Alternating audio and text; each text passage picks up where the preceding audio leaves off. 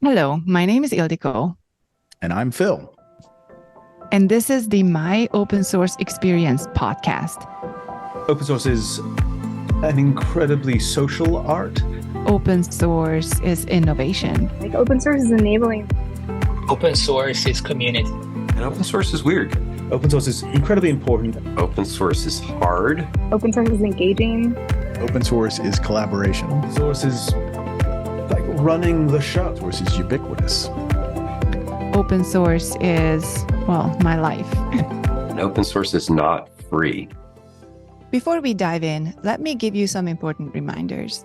People on the podcast participate as individuals. They do not represent any company or organization. All the thoughts and opinions are theirs. People share their stories and experiences, the way how they went through them and how they remember them, and reflect how those experiences affected their lives, influenced their decisions and their careers back then or ever since. Welcome to the My Open Source Experience podcast.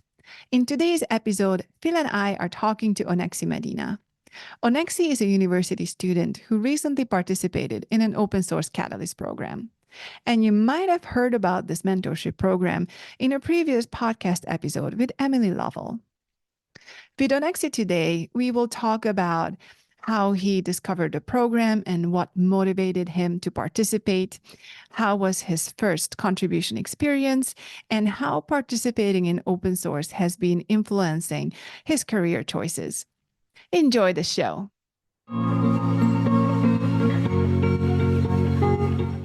Onexi, can you please tell us a little bit about yourself, your tech background, where you are in your journey, and what do you do now? So I've always been kind of into design and technology, even as far back as high school. So that kind of brought me on to kind of go into higher education to pursue computer science. I finished my bachelor's last year, currently doing my master's. During that time, I worked as a designer for a fitness company. I had the opportunity to take a year-long UX user experience boot camp with Netflix.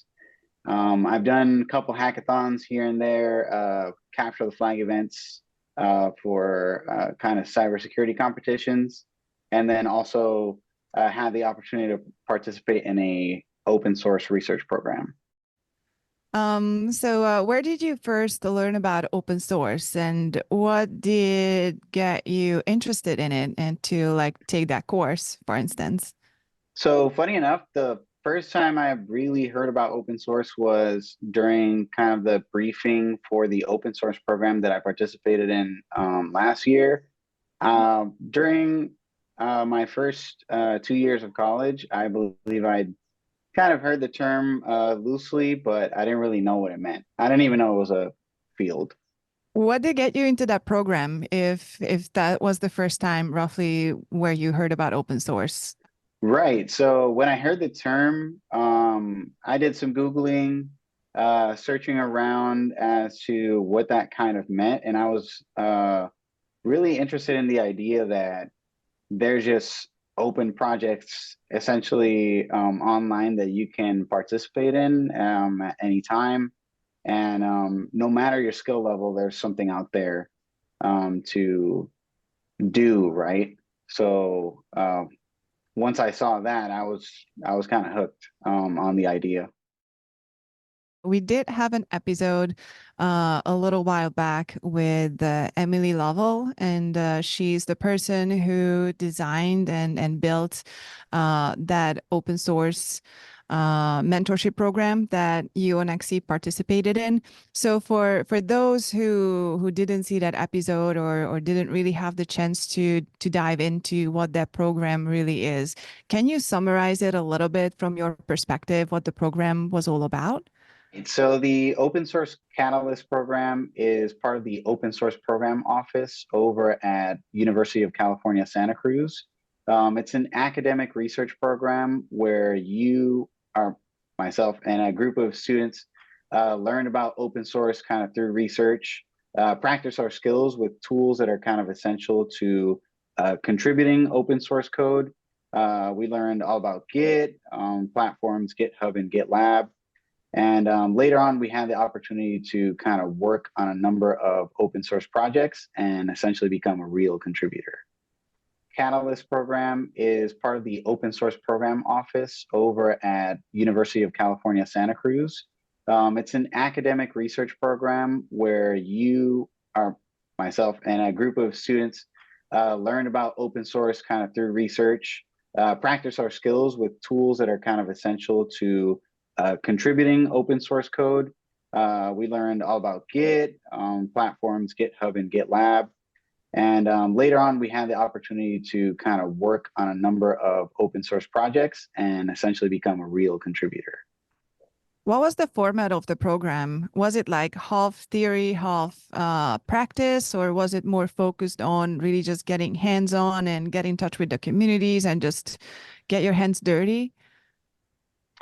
So I'd say it was a mix of everything kind of all throughout. So the format of the actual program itself was 4 weeks working in person as a group in UC Santa Cruz. We had daily labs where we got to learn about open source, practice skills with Git, specifically just kind of setting up computers with your IDEs if you didn't have all the tools available for the project that you were working on, and just making first kinds of contributions. And then later on, we had 4 weeks where we worked remotely from each of our respective locations, where we would meet for kind of the same amount of time daily to have labs and just work on contributions towards your open source projects. We would do code review, paired programming, and we did a lot of research towards open source. So tell me, I'm assuming that you said you're still working on your master's at this point. I'm assuming that there are a lot of folks in the department that aren't very much engaged in open source. I don't know. I'm surprised today that that programs don't kind of mandate what you've gone through with regard to the boot camp, as far as given the number of tools that are out there in open source, the need to be able to engage.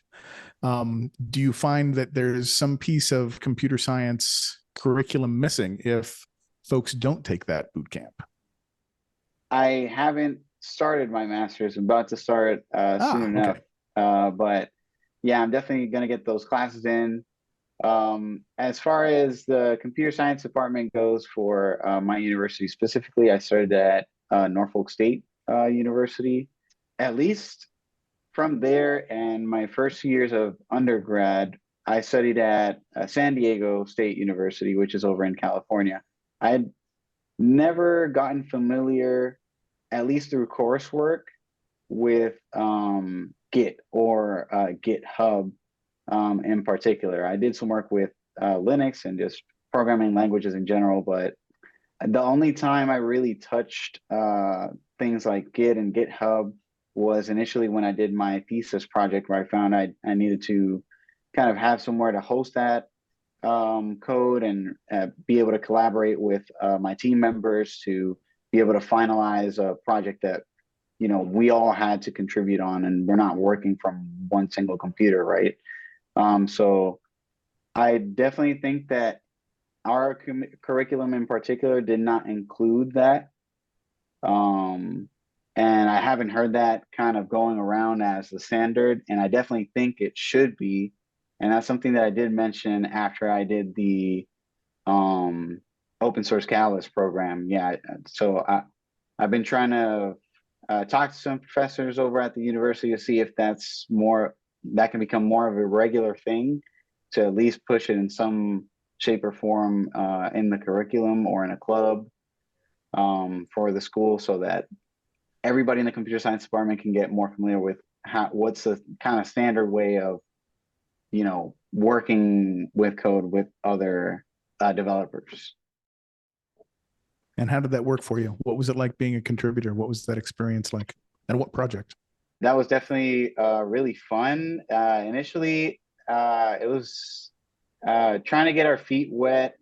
Initially, I decided to kind of work on documentation and just to try to get my foot in the door as to saying hellos and stuff like that. The concept of just walking up randomly to a online community and just saying like, "Hey, I'm really interested in your project. I want to work on this thing," was kind of nerve-wracking at the beginning, but as soon as people responded back, it was pretty fun to just kind of pick and choose whatever you wanted to do and send it up. And it was ultimately fun when it did get kind of pushed into the project and being able to see that you actually did a real thing. It was pretty fun. Initially, we made some contributions to a pretty close partner to the Open Source Catalyst program. It's a project for a command line CLI assistant for Linux called Kit Client, I believe. So we worked a little bit on that, and then later on we just went to a more public open source project over on GitHub called P5JS, which is a JavaScript design library. It sounds like you're kind of in your career gravitating towards UX with the type of things that you've been doing. How was that project? I mean, there's obviously quite a bit of tooling inside of the open source ecosystem for doing that kind of work.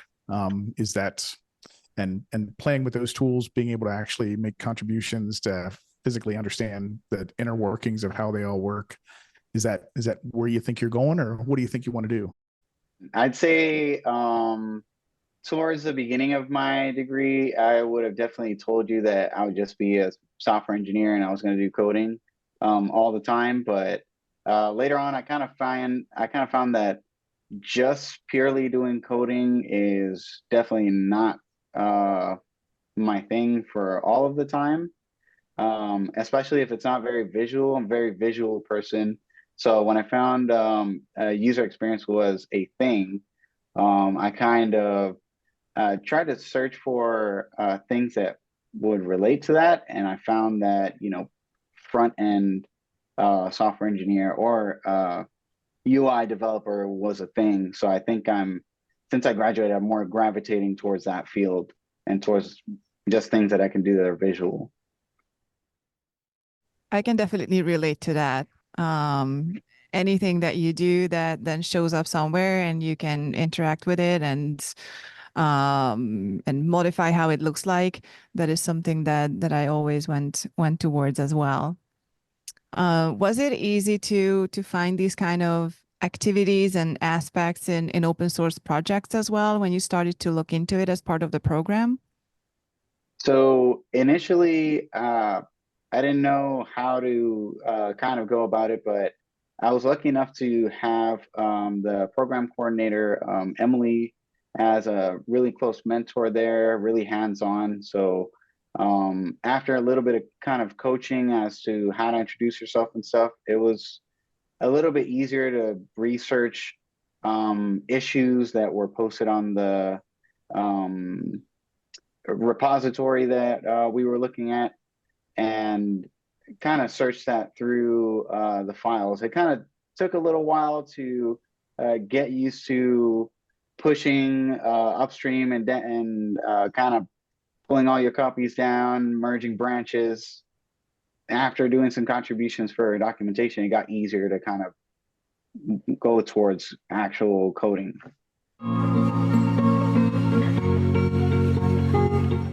You mentioned that the course had 4 weeks of in-person and 4 weeks of remote work. And this is also kind of what's going on in the, let's say, corporate world right now as well, like getting people back to the office or not, let them work remotely. I'm curious about your experience in terms of like how different was it for you to work physically together with others versus going back to your location and work remotely? Was it a big difference? Did you like one better than the other? So that was definitely one of the reasons that I applied to the program. in particular that kind of enticed me apart from the idea of just doing open source work or finding out about it, right?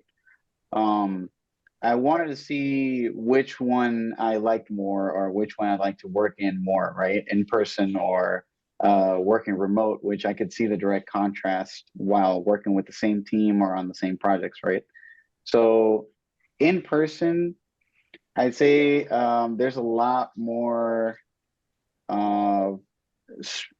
short communication. It's a lot easier to communicate, as I'm sure is the same in a lot of other corporations' jobs. It's a lot easier to be able to show something on a screen because everything doesn't have to be kind of confined to having Zoom, for example, or Google Meets, stuff like that. These video conferencing platforms are great, but nothing beats kind of in person being able to have that. I can just show you a piece of paper instead of having necessarily have everything digital. Things like that, I think are much better in person. But I wouldn't say that it's not doable to do remote. I personally, right now, am more in favor of remote work, even though I just said that. But when I was doing the remote work for the Catalyst program, I didn't find a huge difference from working with the team. I feel like we had a great same style of collaboration, even though we were remote. But I do think that that was empowered by the fact that we were kind of working in person first, and we got kind of a feel for each other, and then you kind of go remote, and then you can do your projects remotely. But if anything really big came up, I think it would work best in person. Think about the experience when you were making those first contributions and you were making it into the void, and you had no idea any context of the person that was going to be receiving your pull request. How was that from a trust and a relationship standpoint?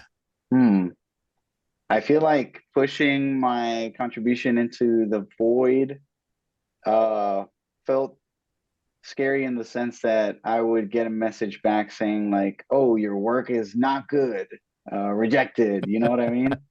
Or format it in this way in order for it.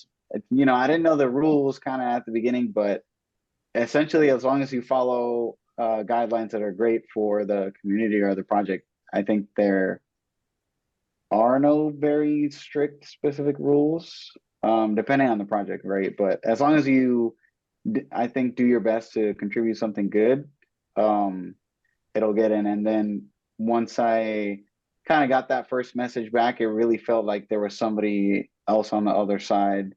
It didn't feel like a social media comment. It didn't really feel like that. It felt more like a direct message or email where it's like directly addressing you like, "Hey, please do this," or "This looks great," etc. Right. But from a trust and understanding the other people that you're involved with, that class experience with, being able to have them in the room with you, then you could go off and do remote work, and it was easier because you kind of had set that baseline. It's actually not much different in open source communities, right? Being able to go to an event where the people that are working on that project are, it would have been even easier for you, for example, with that project if they meet in person at some conference someplace once or twice a year. If you'd have gone to that first and introduced yourself and said, "Hey, I'm going to get involved in this project," then when you sent that email, they go, "Oh yeah, that's that guy that I met." But it's the same kind of relationship. And many in open source, I mean, people go years working together and not actually ever meet physically in person. And those relationships take longer to build. Yeah, I did kind of get the sense of that. It kind of feels like when you kind of play a game online and you never actually meet the person on the other side, but you guys are kind of doing the same thing. So it kind of feels fun to collaborate in that way, even if you never get to meet the person actually. Yeah, I mean it can work both ways. I definitely do have the fun experience of working with people through IRC chat and mailing list and trying to get from one place to the other and then showing up at the conference. And we had design sessions, and some of them were covering the topics that I was trying to push forward. And people are like looking at me like, oh, that's you, the emails. I'm like, yes, that's me. And it Oh, was you're a so girl. funny. And yeah, like, oh wow, you're a girl. I'm like, yeah, I am. And they explained that because of how my name is spelled in some language, that's usually a guy's name. And I was just laughing at it. They were just genuinely surprised. It was not what they expected, and it was so funny. But in my experience, like what you said with the program, that like working together in person and then going remote to have the harder conversations on a chat or even in email or in a meeting with voice and sometimes video. It gets easier when you know the person a little bit to get through any tougher conversation compared to when someone is a complete stranger and you really just have no grasp in terms of, did they get angry? Is this just the way how they communicate as a person in general? Like you have no idea because you have absolutely zero knowledge about the person. And it's harder to get to know someone online, especially if there's really no voice and video communication. There are quite a few communities, I believe, who do chat and email primarily. And that's like, it's just so easy to misunderstand things. Again, especially if you don't know the person, you just immediately can get to a place where they've never been, but it just leads to conflict. So that dynamic is definitely very, very interesting to navigate. And you did mention that it was nerve-wracking at first to get in touch with the communities. So I'm curious, how did the program help you and the group? How was that experience? So part of what you just said, I definitely experienced it kind of going in, or was kind of asking about it going in, because those communities, particularly the first sense of communication that at least I was going to be pushing out so towards those communities was just text primarily, through the issues board or through their public forums. Um, it's really hard to kind of interpret your tone, right?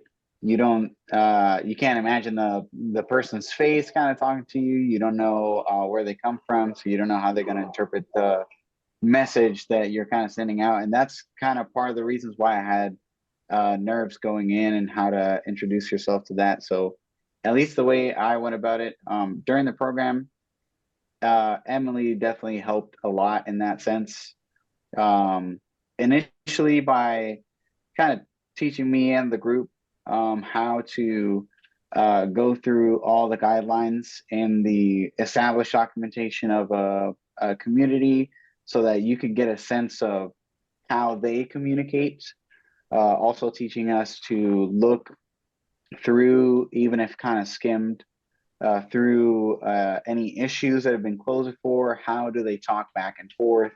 How do the people that host the project, how do they respond to certain ways of communicating? What do they look for? Do they look for screenshots? Do they look for references to files? Every community is different, but generally the more the merrier, the more information you want to have.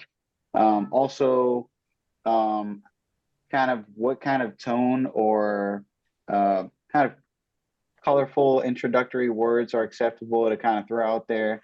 At least myself, when I did the first 2 3 contributions, I ran my message past the team that I was in, just to make sure everybody in the group had a good interpretation of kind of what I was saying, because I'm not very strong at writing. I've been good at math, programming and stuff, but I've never been good at writing essays. So I definitely ran my messages past them before pushing that out. Yeah, that's something that you've touched upon that's quite common, in that, you know, folks that gravitate towards computer science, often good at math, often really good at logic, maybe not so good at politics, clear communication, just that level of everything from empathy to just, it's knowing who your audience is, knowing the way to engage. All of those soft skills are something that, engineers who thrive and do really well in open source communities, they actually have those. And that's one of the things that helps elevate them. And it's a good skill to have for for life in general. But it is one that is often kind of lacking in computer science people. I know lots of engineers that have been in their career as long as I have, and they're still not very good at talking to people. We do have the concept of peer programming, and I don't know what else we're calling them these days, but like in the corporate environment, like the team works together to make sure that the code is great.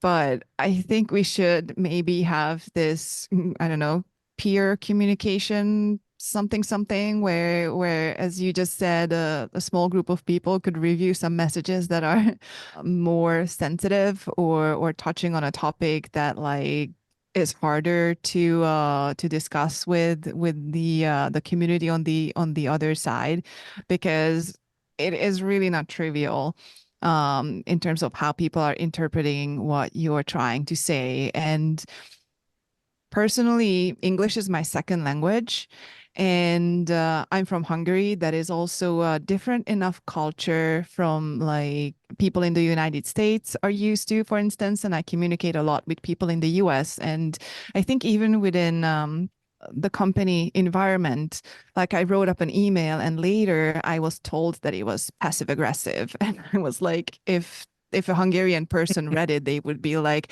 wow, such a nicely worded email. So working with open source communities, there's a good chance that they are a global community, or at least, there are people from different enough cultures in those communities. Not everybody speaks English as a first language, even though English is usually the common language in these communities. So having a group of people who can vet any message or email that you're about to send, I think that that's not just for students, but established corporate workers, that would be just as useful, because again, it's never trivial. And I think I'm a good communicator, but there it goes. Are you still contributing to any of the projects that you got in touch with during the mentorship program? So I've been keeping my eye out for new projects actually. So I was looking into the idea of getting badges. I saw some stuff going around for Techtober or Hacktober is the name. I was kind of interested in that idea. I was looking into new projects because I was looking into applications that I didn't know previously were open source that I'm kind of interested in. There's a 3D modeling software called Blender.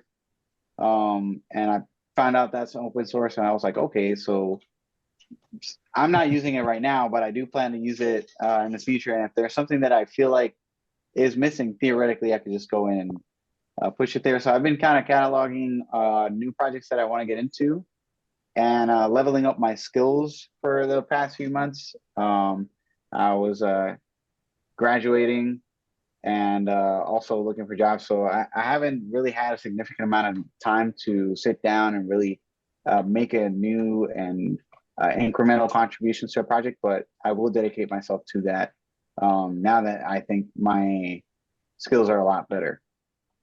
When it comes to looking into jobs, are your open source contributions on your resume? Like, do you feel that it's going to help you to land a first job or any job in the future?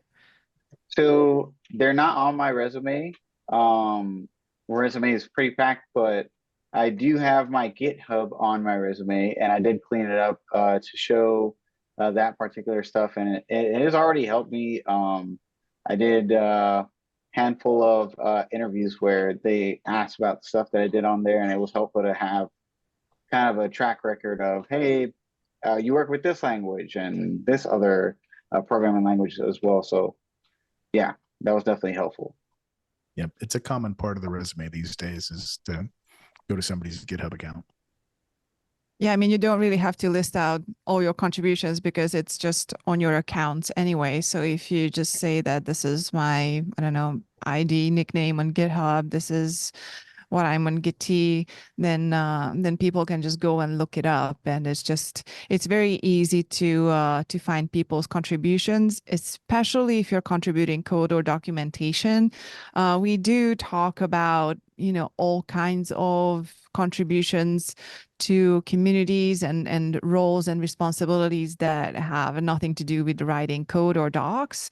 Those are still harder to find sometimes. So there will be things that is good to list out. Like if you help organize a meetup or user group, for instance, that is something that may or may not show up clearly on the web, but it's definitely something that should go into a resume in the future, because those type of contributions are also very valuable throughout your professional career.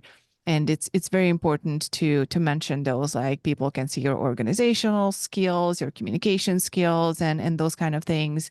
And I think that those are also really important to remember. And I think you were also mentioning that coding is great, but you may not want to do only coding in the future. So building other skills and also making sure that they show up on the resume, I think that's a great way to go about it.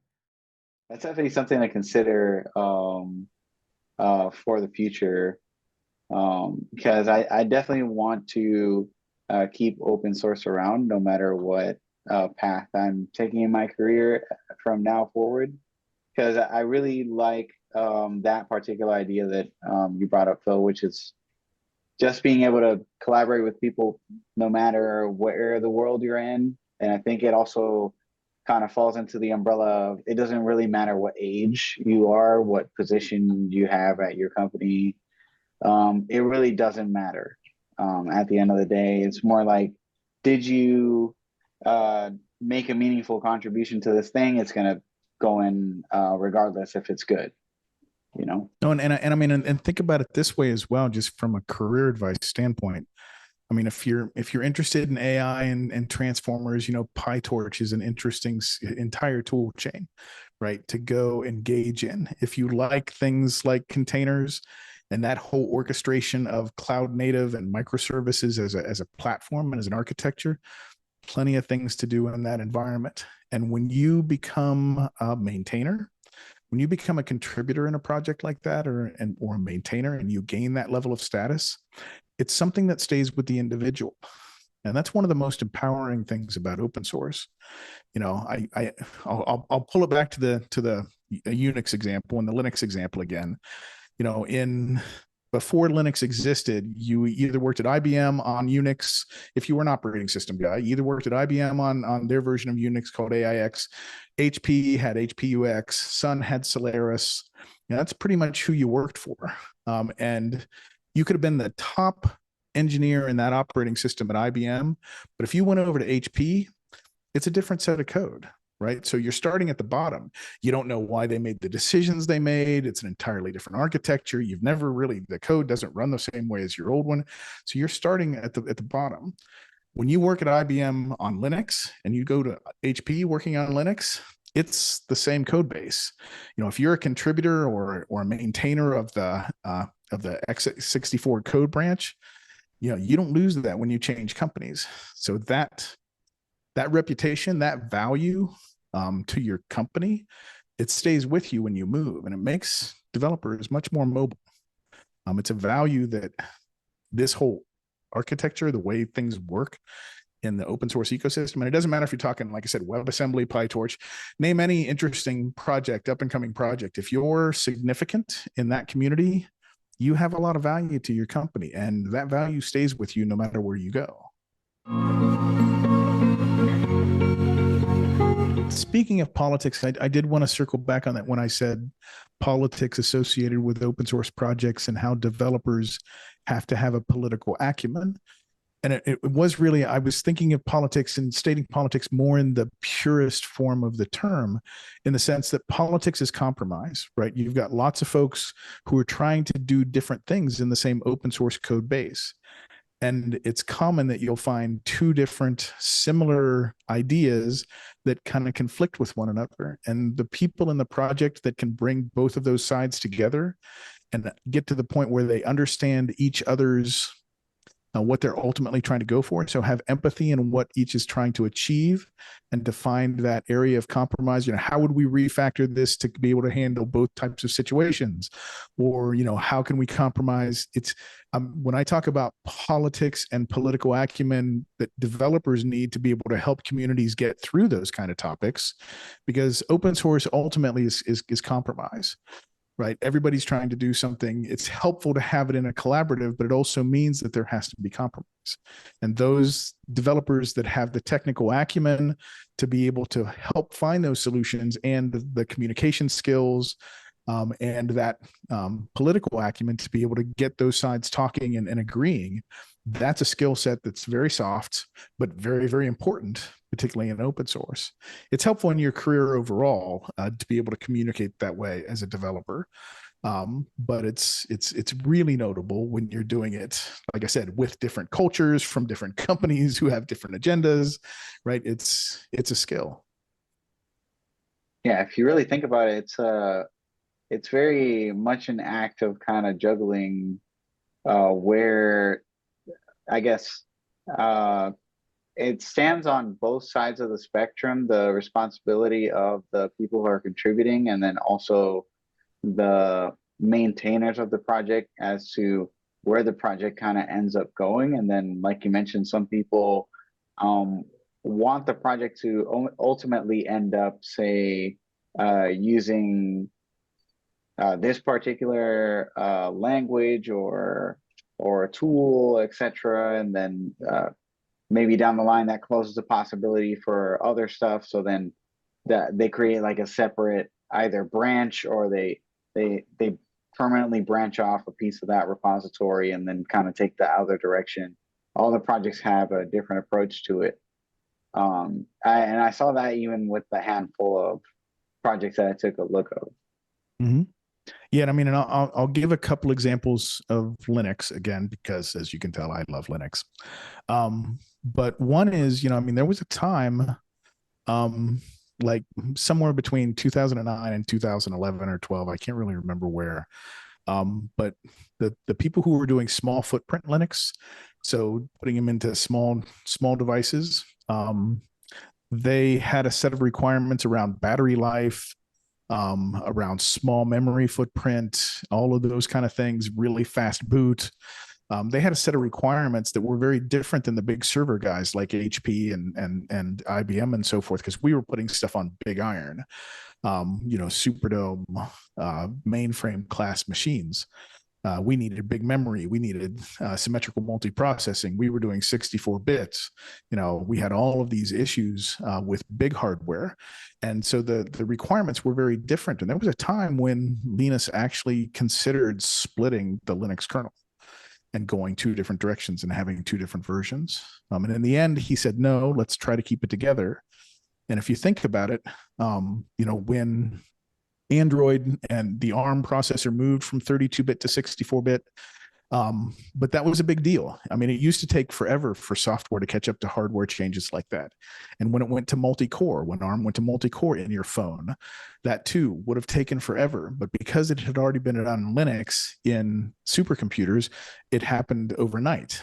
And similarly, all of those things about being able to go with different P states in the CPU, so that you could make the processor go to sleep when it wasn't that busy, that actually saved on both heat and on electricity, right? And now those are features commonly used in supercomputers, right? So the things that the small footprint and the phone folks wanted ended up being really helpful to the large scale guys, and vice versa. Right. And that would not have happened if they had split the code base. So keeping that together politically, keeping that together as a very large community with very diverse interests That's an example of how, being able to have that kind of recognition and compromise skills. And it's a lot of refactoring, right? It's like, no, okay, we got to break this thing apart again so that we can modularize it better so that these guys can do what they want to do and those guys can do what they want to do. It's that kind of, and that kind of technical debt inside of a company, that doesn't happen, right? You make technical compromises to get to time to market. It's another reason why I think open source as a method of developing code works, because there's always the rest of the community that you can't convince to take that shortcut, because it doesn't help them and it just clutters up the code. And so paying that technical debt is harder. It's or making the withdrawal and gaining that technical debt is harder to do, because others in the community will go, yeah, no, I don't want to do that. That's going to be expensive down the road. So more of that compromise that helps the quality of the code. These are all the counterintuitive things that, like I said, I love about open source. Before we depart, can you tell us something about yourself that has nothing to do with tech and nothing to do with open source? Fun fact, before I got into anything technology related or software related, I used to do photography and just videos, which technically includes digital camera. That's technology, I guess. But yeah, I've tried to kind of keep that through the years. And I just like to, when I travel, I take pictures everywhere, and that's kind of a skill that I've been developing over time, along with, the tech stuff. Are you a Canon or a Nikon? Canon. I started with Canon. I got Canon close to my heart. I've tried Nikon. Yeah, I guess I should have added Sony to that, because it's only fair to them, particularly with their mirrorless stuff. I'm a Canon guy as well, but I have to admit, I bring my long lenses if I think I'm going to need them. But otherwise, I'm taking pictures with my phone these days. It's a pretty solid camera. I tend to lean for like quick captures, or when I don't want to carry with a lot of stuff, I tend to lean towards my phone. But if I know that I want to get an actual nice picture, even though I don't have the latest iPhone, I have an iPhone 11 because it's still alive, right? I'm not gonna buy the new one. But even though the phone has a nice camera, I generally tend to really just like capturing the picture with my camera. I feel like it looks a lot nicer. I have a DSLR. It's not mirrorless. I've been considering maybe switching over to Sony, because I do want to do some video work later on, and they're generally better for low light situations and just kind of like carrying around. They're a lot smaller. Yep. But I still have my heart with Canon, especially with how kind of easy they are to use. Sony's menus are terrible. It's the UX guy. Right there you go. Yeah. You're going to make a good UX guy. Yeah, I can't do that. Canon's so much easier to use. Any of the lineup it's just straightforward. Like, video, okay, all the video settings like under it, but yeah. Yeah, I used to have a Canon too. I got it as a gift. I think that was my only decent camera, and I really liked it. But just how heavy the camera is, just in general, any of those cameras, it comes with weight. And if I put it on my neck, then it just starts to kill my blood circulation and I get dizzy. So like now that the phones can take really nice photos, I don't even remember where I left the camera. I think it's still in Hungary. Yeah, I'm one of those guilty people who will kill the proper camera industry for regular users, because it's just the phones can compete for most personal use scenarios, at least as far as I'm concerned. I'll make a short statement for the camera side. Working on your camera kind of feels like having a gaming console separate from your workspace, where when you kind of go to do pictures, that's all you can do. So you just kind of concentrate on that. If you have a heavy camera or you kind of lug around a set of lenses, a thing that I found with that is just pick your favorite prime lens, which is a fixed focal length, and just stick with that. And with that, that's all, folks. That was our episode for today. We want to hear from you. Please leave your thoughts and feedback in the comments section of the platform where you're following the podcast. This season is full of very interesting topics. For instance, open source licenses, culture within communities as well as companies, mentorship programs, open source within companies, or in other words, why does HR have to know what free and open source software is? Stay tuned because the next episode is just around the corner. That was my first experience. Oh, I loved it. Y'all had me telling stories that I haven't even thought about. And Thank you so much for having me here. It was a pleasure. Like, I will have coffee with the two of you any day for the rest of my life. Like,